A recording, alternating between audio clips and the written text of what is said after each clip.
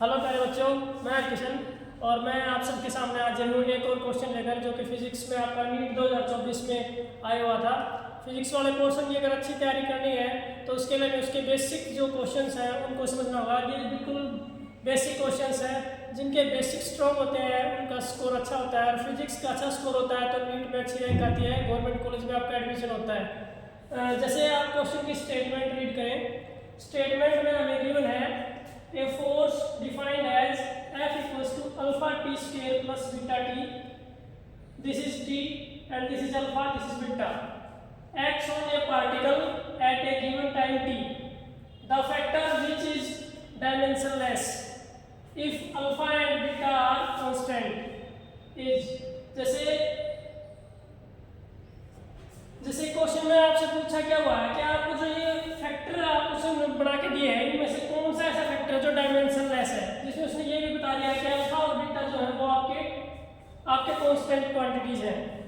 तो ये जो क्वेश्चन है आपका डायमेंशनल एनालिसिस वाले पार्ट से है। डायमेंशनल एनालिसिस के हमारे 3 टाइप्स हैं। फर्स्ट है आपका conversion of one system of unit into another system. Second है प्रिंसिपल ऑफ होमोजेनिटी, जिसका मतलब होता है dimensions of LHS equals to dimensions of RHS। Dimension of LHS must be equal to dimension of RHS।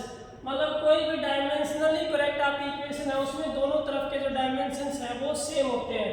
तो उसका simple meaning ये है कि जो आपका इस तरफ लिखा हुआ है F उसके डायमेंशन और जो आपके राइट हैंड साइड फैक्टर है alpha T square plus beta T, इन दोनों के डायमेंशन भी फोर्स वाले ही होंगे।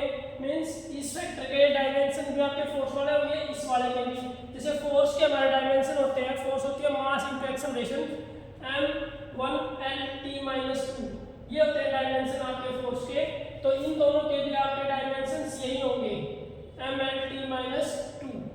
और जो L प्लस L होता है वो L होता है, means mL_t-2 plus mL_t-2 mL_t-2 ही रहेगा।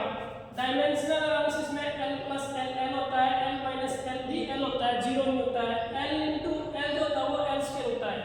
डायमेंशनल एनालिसिस का ये सेकंड आपका पार्ट है। डायमेंशनल एनालिसिस का थर्ड जो पार्ट है वो होता है to create a relationship between various physical quantities या टू जनरेट ए फॉर्मूला। कोई भी आपका फिजिकल क्वांटिटी का फॉर्मूला है आप डायमेंशनल एनालिसिस का यूज करके बना सकते हैं। तो हम अपने क्वेश्चन पर आते हैं। इस क्वेश्चन में अगर आप ध्यान से देखें तो हमने वो फैक्टर फाइंड आउट करना है जिसके डायमेंशंस नहीं होंगे, जो डायमेंशनलेस होगा। तो अगर हम सिचुएशन के अकॉर्डिंग देखें तो इन दोनों के डायमेंशन सेम है, alpha T square equals to beta T. दोनों के डायमेंशन सेम है, टी से एक पावर क्या हो जाएगी, कैंसिल। तो alpha T equals to beta और 1 equals to alpha T by beta.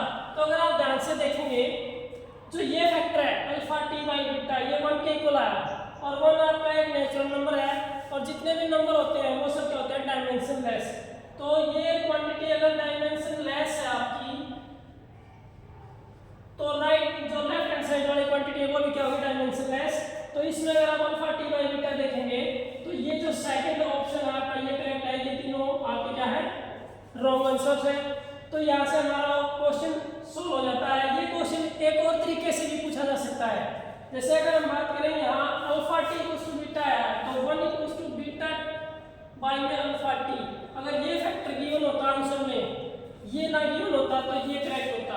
Means answer को बदल के भी दे सकता है और बहुत सारे क्वेश्चन रिपीट होते हैं। तो नीट की प्रिपरेशन के लिए आप अपने क्वेश्चन सबकी प्रॉब्लम्स मेरे साथ सोल्व कर सकते हैं। मैं आपको पर्सनली क्वेश्चन सोल्व करवाऊंगा। Thank you, have a nice day.